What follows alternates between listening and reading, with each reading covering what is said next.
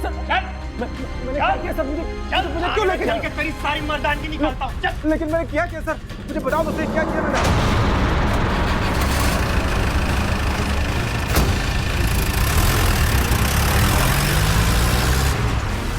मर्द बनता है, बहुत मर्द बनता है।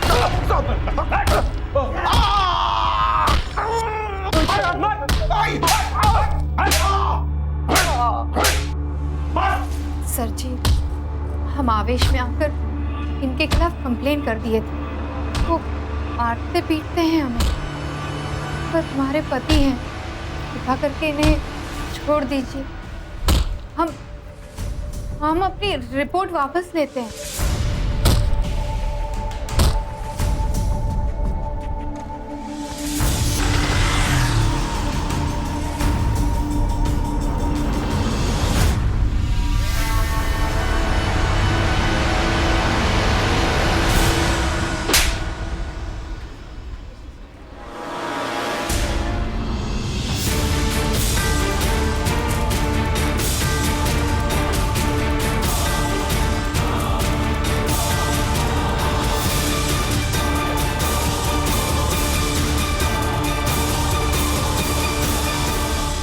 आज के बाद अगर हमें आंख दिखाने की कोशिश भी की ना, तो इससे बदतर हाल करेंगे हम, समझे?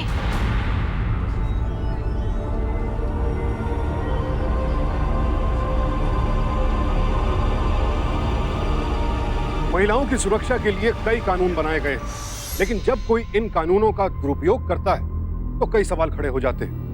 इस केस में भी जानवी ने कुछ ऐसा ही किया था, लेकिन जानवी और उसके पति सुरेश के बीच ऐसे हालात पैदा ही क्यों हुए कि जानवी इस हद तक चली गई? उसने न सिर्फ अपने पति सुरेश को झूठी शिकायत करके गिरफ्तार करवाया, बल्कि सबके सामने उसे थप्पड़ मारकर उसके आत्मसम्मान को भी गहरी चोट पहुंचाई। आखिर ये सब करने के पीछे जानवी का मकसद क्या था? क्या हुआ था इन दोनों के बीच? आइए देखते हैं।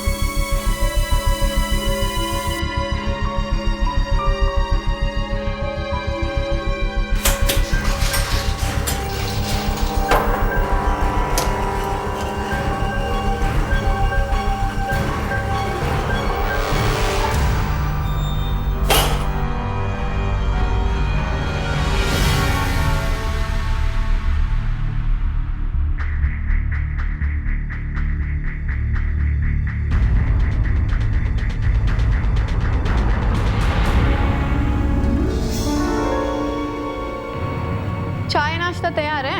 हाँ, वहाँ किचन में रखा है। ठीक। ये क्या, आज फिर आलू की सब्जी बनाती हैं? क्या करते, कोई और सब्जी थी भी तो नहीं? अरे नहीं थी तो ले आते। रोज शाम को आते हैं ना दुकान से, उस समय लेके नहीं आ सकते? ठीक है, आगे ले आया करेंगे। ले आएंगे। नहीं चलता है, डब्बा हो गया है। कब से कह रहे कम से कम एक एलसीडी टीवी तो ला दो। कैसे ला सकते हैं, तुम तो जानती हो हमारी हालत। सारा दिन दुकान में बैठकर क्या झक मारते रहते हो? अरे तुमसे शादी करके ना हमारी जिंदगी ना नरक बन गई है। पूरा दिन घर पे बैठ के सड़ते रहो। एक टीवी चलता था, वो भी डब्बा हो गया। जी वकील साहब। अरे सुरेश बाबू, भाई ऐसा है कि तुम्हारे दुकान की केस की अगली तारीख जो है वो 16 की निकली है। हाँ भाई, यही बताने के लिए फोन किया था, याद रखिएगा आप। ठीक है वकील साहब, हम याद रखेंगे। ठीक है, ओके। वकील साहब का फोन था। वकील साहब को अच्छे से समझा देना, चाहे कुछ भी करें, ये दुकान का केस हमारे हक में होना चाहिए। हाँ जानवी, तुम चिंता मत करो, सब अच्छा होगा। अच्छा होता नहीं है, करना पड़ता है, समझे?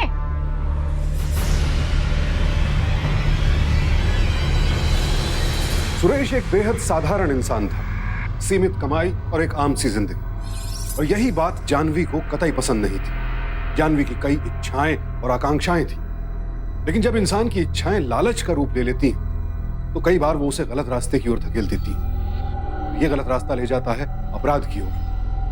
तो क्या अब जानवी के कदम भी किसी अपराध की ओर बढ़ रहे थे?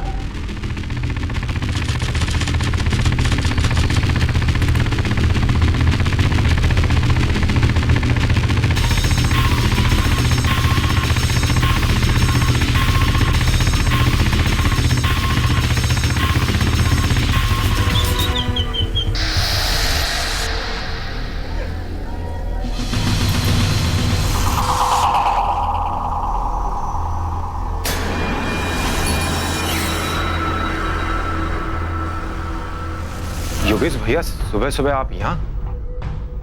कावे, तूने केस वापस नहीं लिया? भैया ये धमकी देना अच्छी बात ना है। अबे चुप!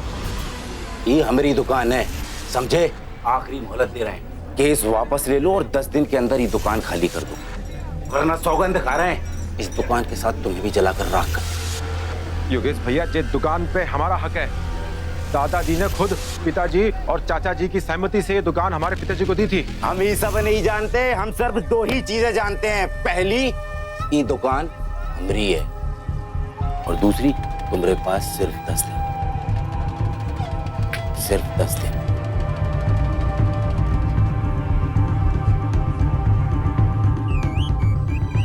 याद रखना, सिर्फ 10 दिन है तुम्हारे पास,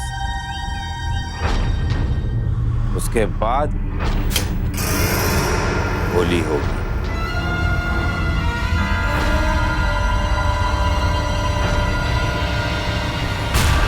अरे अरे योगेश भैया, क्या कर रहे हैं आप? ये क्या कर रहे हो योगेश भैया? साड़ी जल जाएगी योगेश भैया। ये क्या कर रहे हैं आप? सुरेश भैया, अरे तुझे आग लग गई।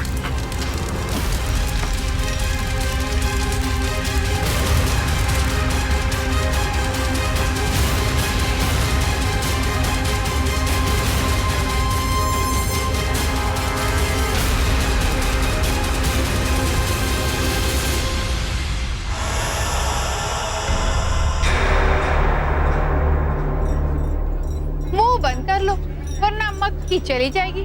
चाचा,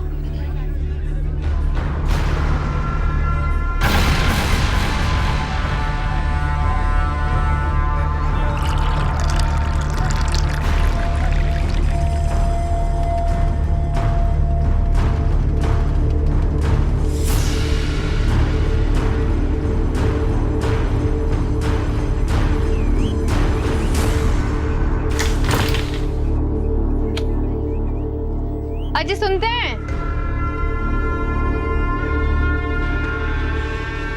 हमें 2000 रुपए चाहिए, इसमें तो बस फुटकर पड़े। जानवी, अभी धंधा थोड़ा नरम चल रहा है, बाद में ले लेना, कुछ दिनों बाद। ये क्या है? वो ये कुछ नहीं, वो ऐसे ही कुछ। ऐसे कुछ क्या? ये साड़ी जल कैसे गई? कुछ नहीं, तुम रहने दो। रहने कैसे दे? नुकसान है ये। अरे तुम इसे रहने दो, कुछ भी नहीं है। अरे काहे रहने दें? अरे सुरेश भाई, बता दो ना कि आपका चचेरा भाई आया था, सारा कर्मकांड उसी का है। धमकी देके गया है कि अगर 10 दिन में केस वापस नहीं लिया तो पूरी दुकान को आग लगा देगा। और तुम चुपचाप खड़े रहे? नहीं जानवी, हम शाम को जाएंगे थाने उसकी शिकायत करने के लिए, दुकान बंद करके। अरे कांड अभी हुआ है, शाम को दुकान बंद करके जाएंगे रिपोर्ट लिखाने। रहने दो, तुमसे ना सच में कुछ नहीं होगा। हम अभी थाने जाके उसकी दबंगई निकलवाएंगे। ऐसे कैसे? जानवी तुम।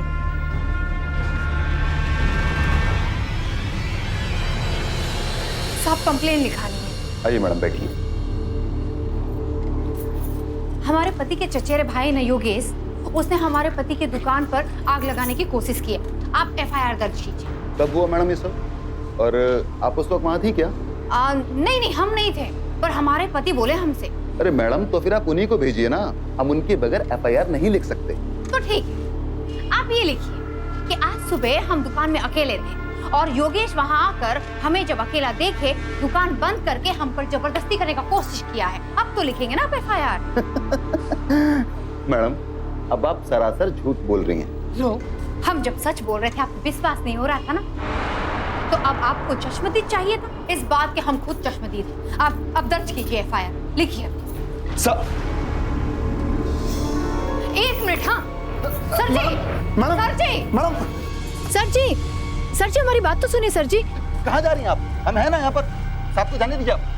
राम सिंह, बोलने दो, बोलिए। सर जी, हम हमारे पति की दुकान में अकेले थे ना, तो उनके जो चचेरे भाई हैं योगेश, वो हमें देख कर ना वहाँ आकर हमसे जबरदस्ती कर रहे थे, और ये है कि एफआईआर ही नहीं लिखा रहे हैं। साहब, ये सरासर झूठ बोल रही हैं। अरे खुद ही फैसला कर लिए बिना जांच पड़ताल के। सर जी है ना यहाँ पर, सर जी फैसला करेंगे ना कि हम सच कह रहे हैं झूठ। हम झूठ कह रहे हैं क्या? राम सिंह, इनकी एफआईआर लिखो। जी साहब। आप बड़े अच्छे हैं सर जी, अगर आप नहीं होते ना तो हम जैसे तो। अब एक काम कीजिए, आपका फोन नंबर मुझे दे दीजिए, योगेश मिल जाएगा तो हम आपको खबर कर देंगे। हम इसमें डाल दें?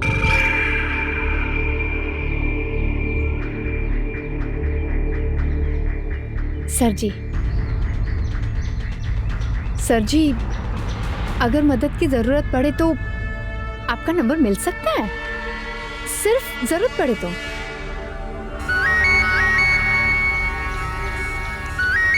मेरा नंबर है, सेव कर लीजिए। जी कर लेंगे सेव।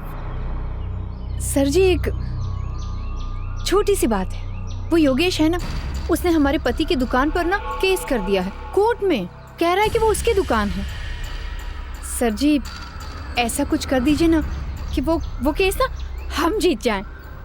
देखिए, कोर्ट का तो हम कुछ नहीं कर सकते, लेकिन हाँ, आप इतना कह रही हैं तो योगेश का इलाज हम कर सकते हैं। हाँ, बहुत बहुत धन्यवाद।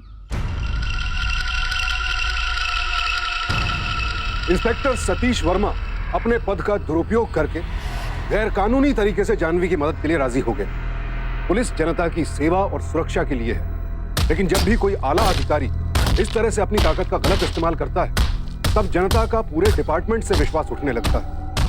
उधर जानवी अपने स्वार्थ के लिए किसी भी हद तक जाने को तैयार थी। देखना यह था कि उसका यह लालच सुरेश की जिंदगी को किस मोड़ पर ले जाएगा।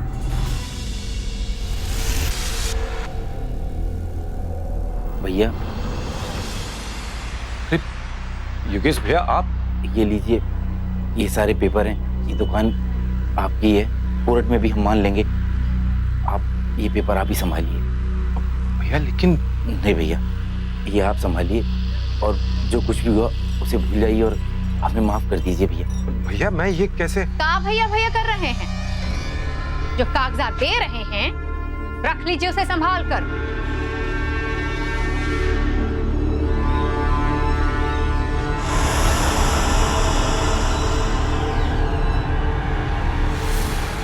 सतीश जी, आप बड़े ही दरिया दिल हैं। आपने तो हमारा दिल ही जीत लिया। हमें समझ में नहीं आ रहा है कि आपका ये एहसान हम कैसे चुकाएंगे। अरे कुछ नहीं, एक कप चाय पी लीजिएगा बस हमारे साथ शाम को।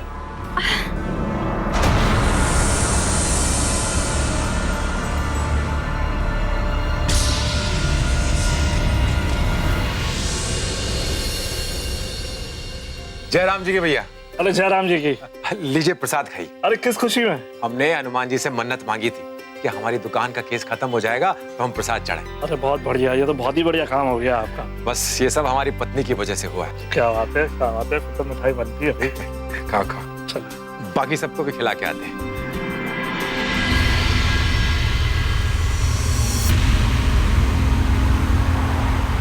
एक बात पूछें? आप पूछिए। आप हमें ले कहाँ जा रहे हैं? कहीं डर तो नहीं लग रहा है आपको? नहीं, एक पुलिस ऑफिसर के साथ हैं, तो डर किस बात का? वैसे आपकी बातें आपसे ज्यादा खूबसूरत हैं।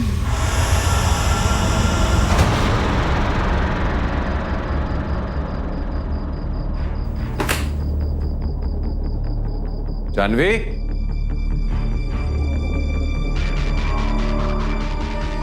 जानवी,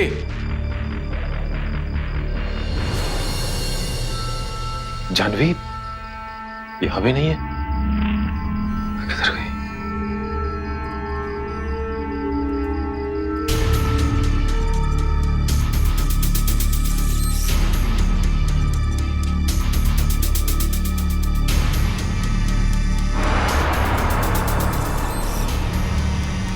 लीजिए।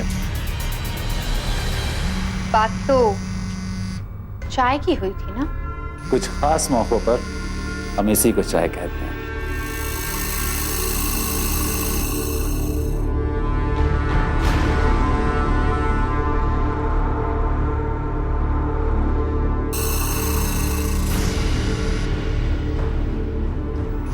लीजिए। लगता है आज आप हमें पूरी तरह से बिगाड़ देंगे।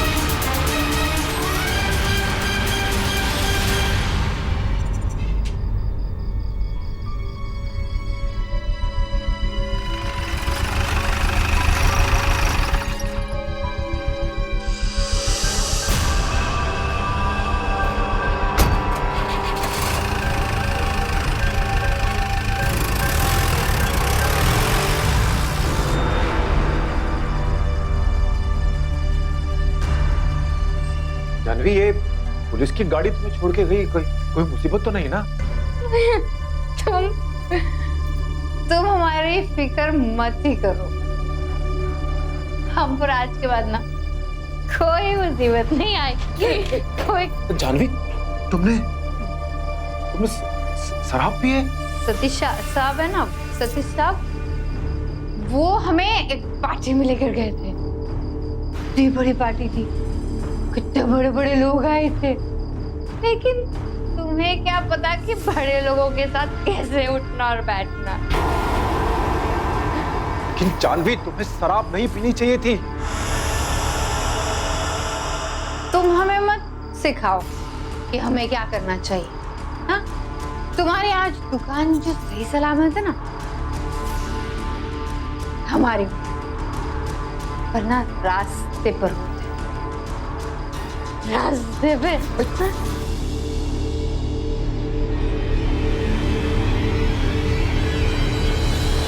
अरे चिंता की कोई बात नहीं है, समझे, तुम्हारा काम हो गया। राम राम भैया जी। राम राम भैया जी। हाँ, राम राम। सुरेश जी, ये गौतम जी हैं, हमारे बहुत पुराने मित्र। बड़े बाजार में इनकी बड़ी दुकान है। ये आपसे कुछ कहना चाहते हैं। हाँ, बोलिए ना। भैया जी, हमें पता चला कि कैसे आपने अपने चचेरे भाई के झूठे केस से अपना पीछा छुड़वा लिया। भैया, हमारी भी जमीन पर हमारे ममेरे भाई ने झूठा केस कर रखा है। अब आप ही कोनो उपाय बताइए तो हमारा भी पीछा छूटे उनसे। देखिए भैया, ये सब तो हमारी पत्नी का कमाल है। हम उनसे बात कर कर देखते हैं क्या कहती हैं वो। जैसा आप ठीक समझे भैया। अरे लो, और किस्मत अच्छी है, भाभी जी भी आ गई। हाँ सर। राम राम भाभी जी। अब आप ही हमारी कोई मदद कर सकती है। हम हमारे जमीन का जो केस चल रहा है उसे खत्म करवा दीजिए। भाई, लाखों की जमीन है, कौड़ियों के भाव बनकर रह गई है। ऊपर से कोर्ट ने स्टे डाल रखा है, बेचना चाहे तो भी जमीन बेच नहीं सकते। बस आप ही कुछ कर दो, बड़ा मेहरबानी होगा भाभी। भैया, हम देखते हैं हम क्या कर सकते हैं आपके लिए। ठीक है, अच्छा तो हम जाते हैं। राम राम भैया जी। राम राम भाभी। ये क्या है? देख लो, अगर किसी की मदद हो जाए तो अच्छा है। ठीक।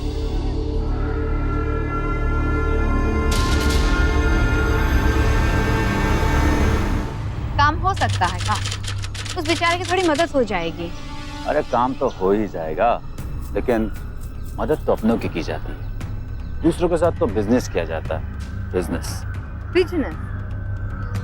अब देखो, उसकी लाखों की जमीन हम छुड़ाएंगे तो बदले में हमें भी तो कुछ लाख चाहिए। वो कैसे? अब देखो, हम तो डायरेक्ट डील कर नहीं सकते, लेकिन तुम तो कर ही सकती हो ना। उसको बोलो कि जमीन की कीमत का 10% तुमको पहुंचा दे, फिर उसमें से आधा तुम रख लेना और आधा मुझे दे देना। अरे वाह, ये तो कमाल का बिजनेस है। हमारे साथ रहोगी तो ऐसे ही ऐश करोगी।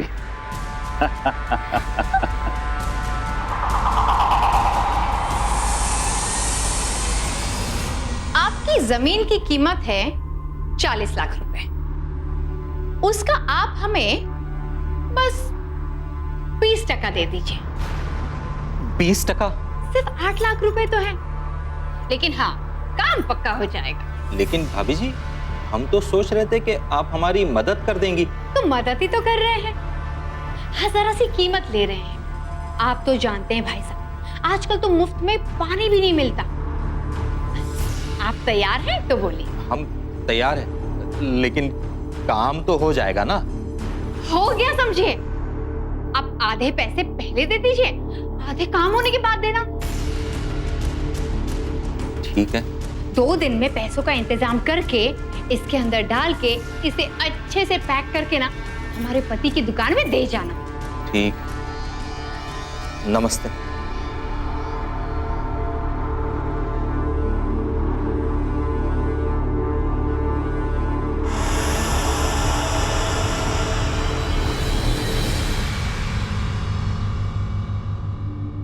जयराम जी की सूरज भैया।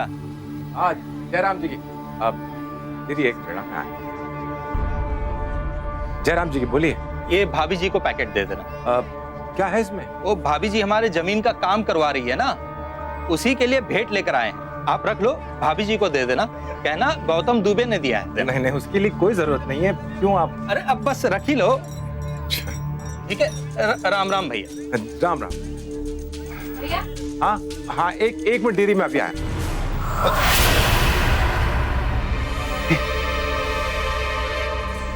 अरे ओ भाई साहब। हाँ भैया। एक मिनट ठहरना।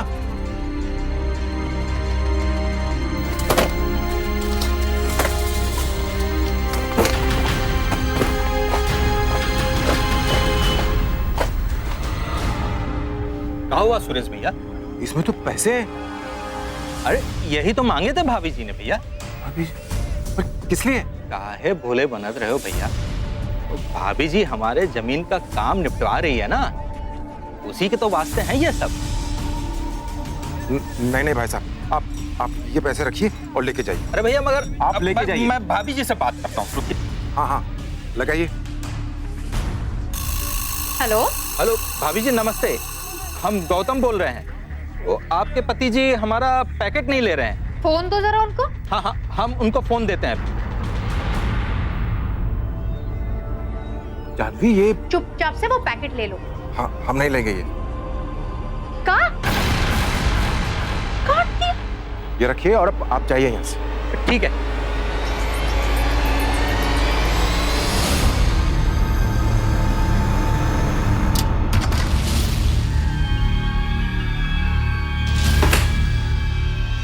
वो पैकेट क्यों नहीं लिया? तुम हमें भी अपने गलत कामों के अंदर भागीदार बना रही हो।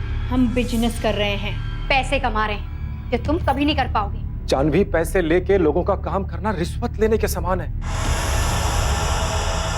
ना हम खुद रिश्वत लेंगे और ना ही हम तुम्हें लेने देंगे।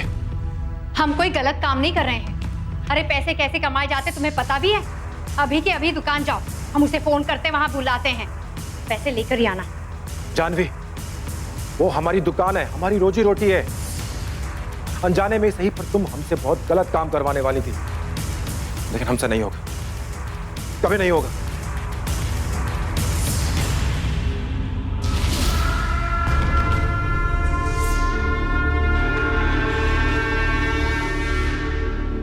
हेलो सतीश जी, हाँ बोलो, क्या बात है? हमारे पति को हमारे बिजनेस के बारे में पता चल गया है। अच्छा, वो पार्टी से पैसे लेने से मना कर रहे हैं और कह रहे हैं कि आगे भी पैसे नहीं लेंगे। कोई बात नहीं, थोड़ी देर में उसका मिजाज भी बदल जाएगा। तुम हमारी बात ध्यान से सुनो।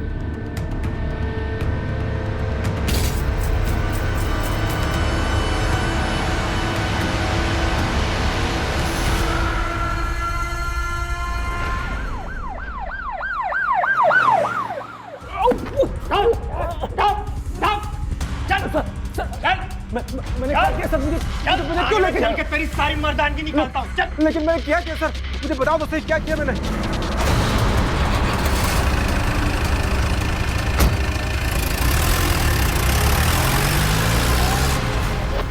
मर्द बनता है, बहुत मर्द बनता है।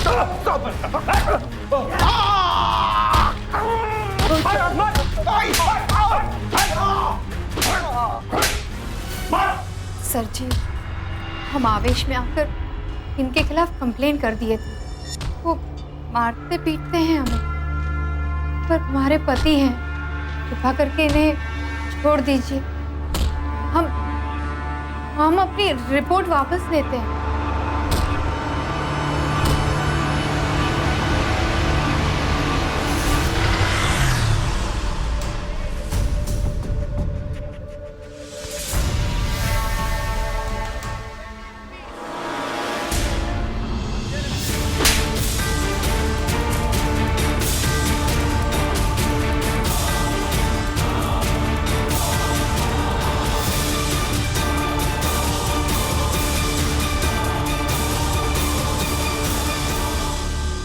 आज के बाद अगर हमें आंख दिखाने की कोशिश भी की ना, तो इससे बदतर हाल करेंगे हम, समझे?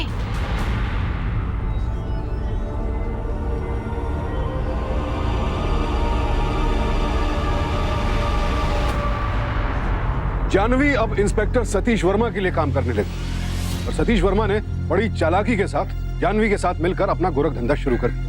जिस किसी को भी जमीन, मकान या दुकान को लेकर कोई परेशानी होती, वो जानवी से मिलता और फिर जानवी बड़ी चालाकी से उससे पैसा लेकर उसका काम करवाने लगती। जानवी के पति सुरेश को ना चाहते हुए भी इस गोरख धंधे का हिस्सा बनना पड़ा, क्योंकि जानवी पैसे उसके द्वारा ही मंगवाती थी और वो चुपचाप वो पैसे लाकर जानवी को दे देता। जैसे जैसे जानवी के पास पैसे आने लगे, उसके रहन सहन का ढंग भी बदलने लगा।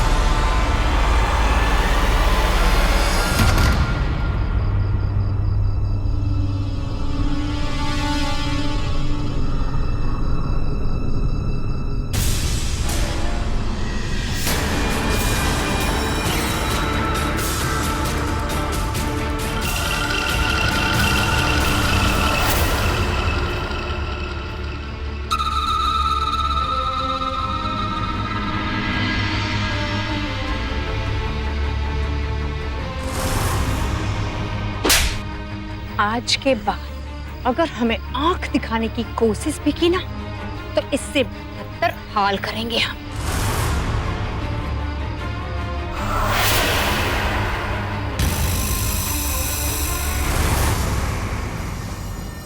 घर क्यों नहीं आए?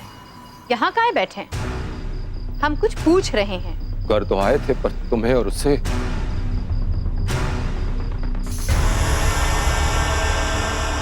जो देखे हैं उसे देखने की आदत डाल लें, समझे? तुम हमें छोड़ क्यों नहीं देती? फिर जियो जैसे जीना है। ऐसा सोचना भी मत। ना तो हम तुम्हें छोड़ेंगे और ना ही छोड़ने देंगे, क्योंकि तुम और तुम्हारी ये दुकान हमारे पैसे कमाने का जरिया बन चुके हैं। और अगर ज्यादा चालाकी की ना, तो तुम अच्छी तरह से जानते हो कि हम क्या कर सकते हैं, समझे?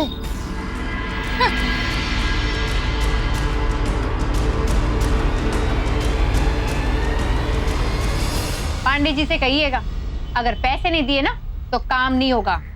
हाँ। और चंदन से कहना कि 4 लाख रुपए लगेंगे। बेटे, और हमें तुम्हारी मदद की जरूरत है। बोलिए। हफ्ता भर पहले हम घर को ताला लगाकर तीर्थ यात्रा गए थे।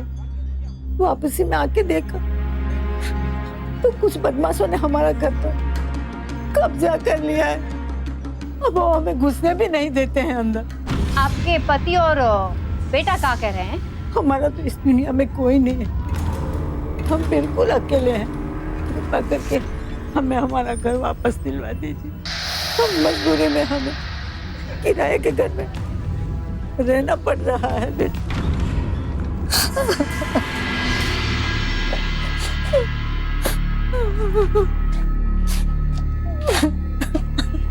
देखिए माँ जी, आपका घर हम खाली करवा देंगे।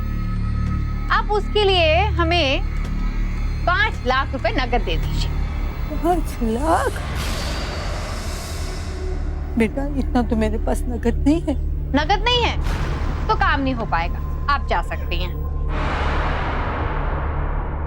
लोकल में थोड़े गहने जरूर हैं, तो मैं आपको दे दूं। सोने के हैं? बिल्कुल सोने के हैं बेटे। आपसे हाथ जोड़कर विनती है, कैसे भी करके मुझे वो घर दिलवा दीजिए। वो हमारे पति की आखिरी निशानी है। आप फिक्र मत कीजिए, कल आप सोने के गहने ले आइए, समझिए आपका काम हो गया।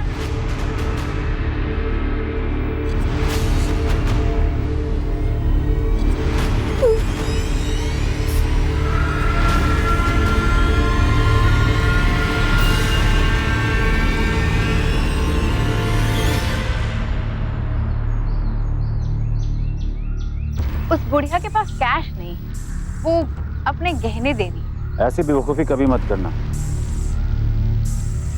जेवर लेने में बहुत ही बड़ा रिस्क है। लेकिन हमने तो हाँ कह दिया है। मना कर दो। ऐसे धंधों में लेन देन कैश में ही होना चाहिए, समझी? ठीक है।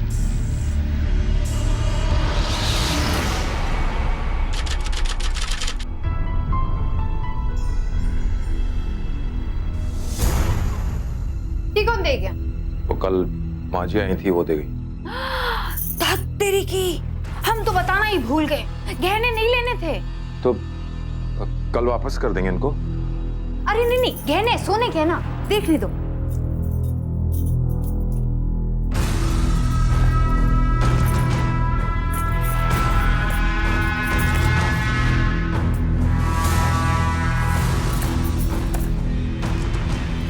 वाह, गहने तो बहुत सुंदर हैं।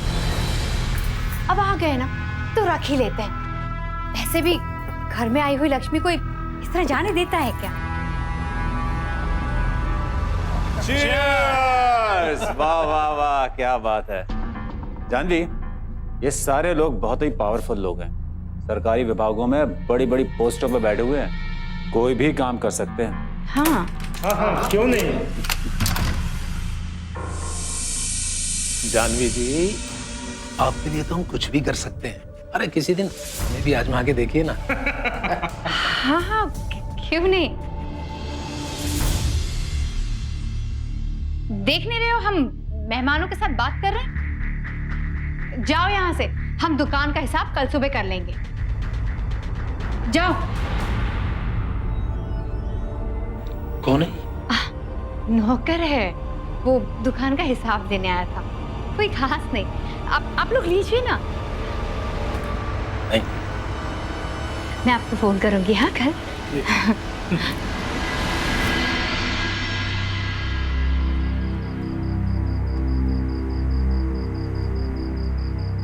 बेटा, बहुत भूख लगी है, कुछ पैसे दे दो ना। सुबह से कुछ नहीं खाया। बेटा, कुछ पैसे दे दो।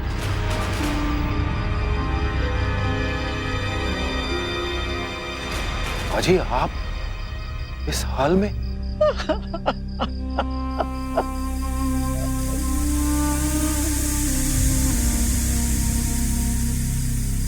बदमाशों की धमकी की वजह से मकान मालिक ने हमें घर से निकाल दिया। और हमारे पास जो बच्चे कुछ पैसे थे वो भी बदमाशों ने हमसे छीन लिए। माँ जी, ये सब कुछ हमारी पत्नी की वजह से हुआ है। बेटा, हमने तो हमारे पास जितने गहने थे सब आप लोगों को दे दिए, वो भी हमारा काम नहीं हुआ। दर दर भटक रहे हम और भीख मांगने को मजबूर हो गए।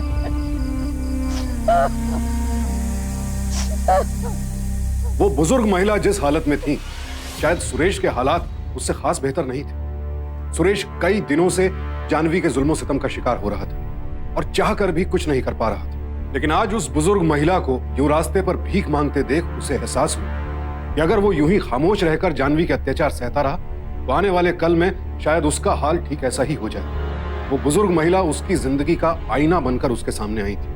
तो क्या अब वो जानवी के खिलाफ आवाज उठाने की हिम्मत जुटा पाएगा? और ऐसा करने से क्या जानवी के जुल्म रुक जाएंगे या फिर और ज्यादा बढ़ जाएंगे?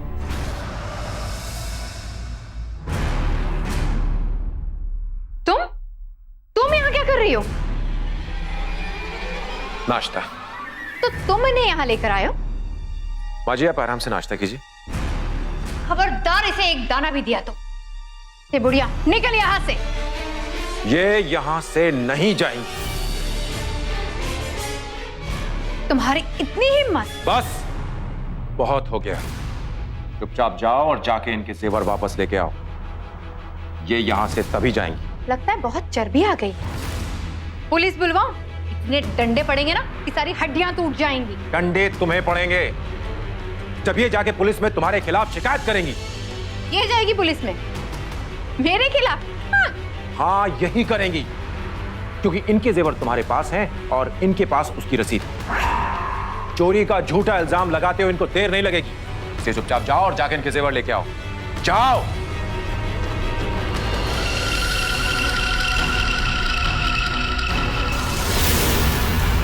माजी, आप खाना खाइए।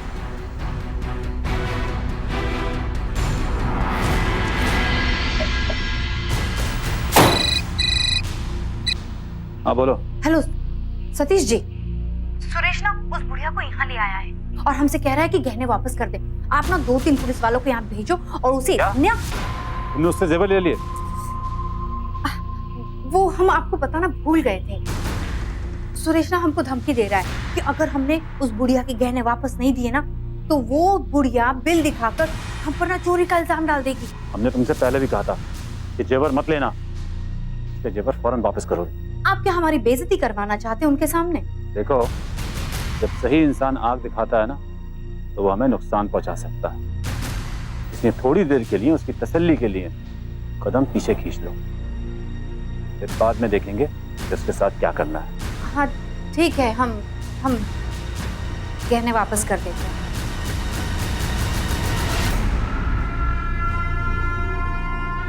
माँ जी, ये लीजिए आपके गहने।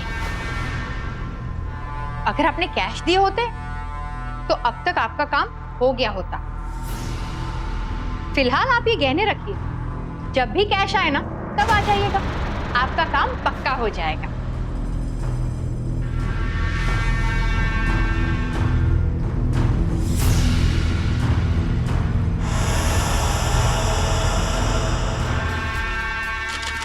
बेटी, मैं कैश ले आई हूँ।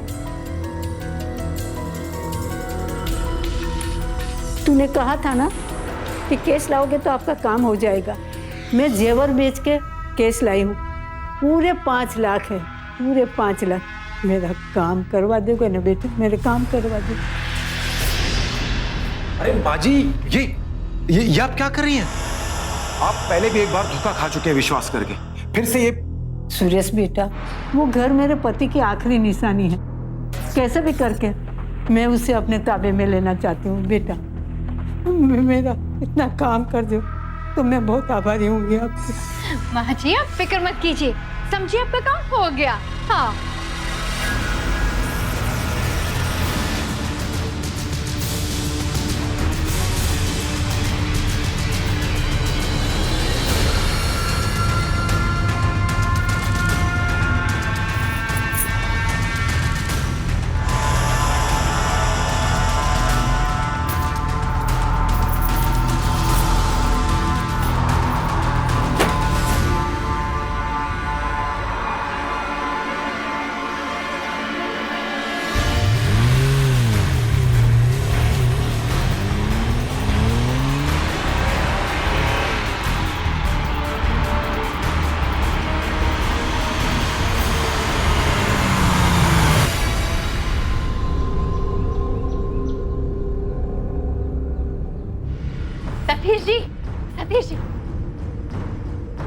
भैया ने ना हमें गहनों के बदले ना कैश दे दिया है, ये देखो। अब ना हम उनका काम कर देते हैं। ये नोट उस बुढ़िया ने दिए? काहे को गड़बड़ हो गई था? नकली है का? नहीं, असली है। सर, ये वही नोट है जिसमें हमने मार्क किए हुए हैं। सर, आप मेरी बात का विश्वास कीजिए। इस औरत को तो मैं जानता तक नहीं हूँ। मुझे रिश्वत देने की कोशिश कर रही थी। सब पता चल जाएगा। सतीश साहब के घर की तलाशी लो। जी सर। देखिए, मैं बहुत सीनियर पुलिस ऑफिसर हूँ, मेरा बड़ा क्लीन ट्रैक रिकॉर्ड है सर। आप ऐसा नहीं कर सकते सर। आप मेरी बात का विश्वास कीजिए। मुझे फंसाया जा रहा है सर। हाँ, फंसाया जा रहा है और हमने फंसाया है तुम्हें। और सिर्फ तुम्हें ही नहीं फंसाया है, अपनी बीबी को भी फंसाया है। हम तुम दोनों की असलियत दुनिया के सामने लाना चाहते थे, इसीलिए ये योजना बनाई। अच्छा होगा तुम सीधे आके मुझे मिले। आप हमारी मदद करेंगे ना साहब? सतीश जैसे इंस्पेक्टर और आपकी पत्नी को रंगे हाथ पकड़ने के लिए हम आपको कुछ केस देंगे, जिसपे हमारे विजिलेंस टीम के ऑफिसर की साइन होगी। आप बहुत होशियारी से वो केस जानवी को दे देना। जब वो पैसे लेके जानवी इंस्पेक्टर सतीश के पास जाएगी, तब हम दोनों को रंगे हाथ पकड़ लेंगे। हम तो मान ही चुके थे कि हमें जीवन भर अपनी बीवी का अपमान सहना है, लेकिन उस रात हमने इन बूढ़ी माँ जी को सड़क पर भीख मांगते हुए देखा। हमने कुछ देर के लिए खुद को इनमें देखा। उस दिन हमें लगा कि अगर अब हमने हिम्मत नहीं दिखाई तो एक दिन हमारा भी यही हाल होगा। जी, हमें माफ कर दीजिए, हम दोबारा ऐसा नहीं करेंगे। हम हाथ जोड़ते हैं आपके सामने, हम आपके पैर पड़ते हैं, हमें जेल नहीं जाना। तुम पे हाथ उठा के हम अपना हाथ भी गंदा नहीं करना चाहते, क्योंकि तुम्हारी जैसी लालची औरत की इच्छाएं कभी पूरी नहीं हो सकती, क्योंकि लालच का तो कोई अंत ही नहीं। ये नोटों से भरा बैग मिला है सर। ओह सर, ये और भी कैश बरामद हुआ है यहाँ से। सीनियर पुलिस ऑफिसर साहब, अब आपको क्या कहना है? सर, ये पैसे मेरे नहीं है सर। मुझे पता नहीं कहाँ से आए मेरे घर में, लेकिन सर मेरी बात का विश्वास कीजिए। अरेस्ट हिम, थाने लेकर जाइए इन्हें। सर मेरी बात सुनिए आप। Arrest him. सर मेरी बात सुनिए सर। अपने लालच की भूख मिटाने के लिए कई बार इंसान अपराध का रास्ता चुन लेता है, और जब इंस्पेक्टर सतीश वर्मा जैसे भ्रष्ट अधिकारी अपने लालच के लिए पद का दुरुपयोग करते हैं, तो एक व्यक्ति विशेष का अपराध पूरे डिपार्टमेंट को बदनाम करता है। जबकि सच तो यह है कि बेईमानों की तुलना में ईमानदार लोग ज्यादा हैं, लेकिन फिर भी एक भ्रष्ट व्यक्ति की वजह से सभी को गलत निगाह से देखा जाता है, जो कि बेहद दुखद है। इस केस में आखिरकार सुरेश की हिम्मत और कोशिश रंग लाई और जानवी और इंस्पेक्टर सतीश वर्मा को रंगे हाथों पकड़ लिया गया। इंस्पेक्टर सतीश वर्मा को उनके पद से तो निलंबित किया ही गया, साथ ही साथ सुरेश गुप्ता को गैरकानूनी तरीके से गिरफ्तार करने के लिए और सरकारी अधिकारी होते हुए लोगों से गलत तरीके से पैसा लेने के लिए 3 साल कैद की सजा सुनाई गई। उनका साथ देने वाली जानवी गुप्ता को लोगों से गलत तरीके से पैसा वसूलने के लिए 3 साल कैद की सजा हुई। तो देखा आपने किस तरह इंसान का लालच उसकी इज्जत, उसका घर, उसकी जिंदगी सब कुछ बर्बाद कर देता है। इसीलिए बड़े बुजुर्ग गलत नहीं कह गए कि लालच बुरी बला है। तो लालच से रहें दूर, रहें सावधान, सतर्क और सुरक्षित। इसी प्रार्थना के साथ अब मैं सुशांत सिंह आपसे विदा लेता हूं। फिर मुलाकात होगी ऐसी ही एक और सत्य घटना के साथ। देखते रहें सावधान इंडिया, इंडिया फाइट्स बैक। तो सावधान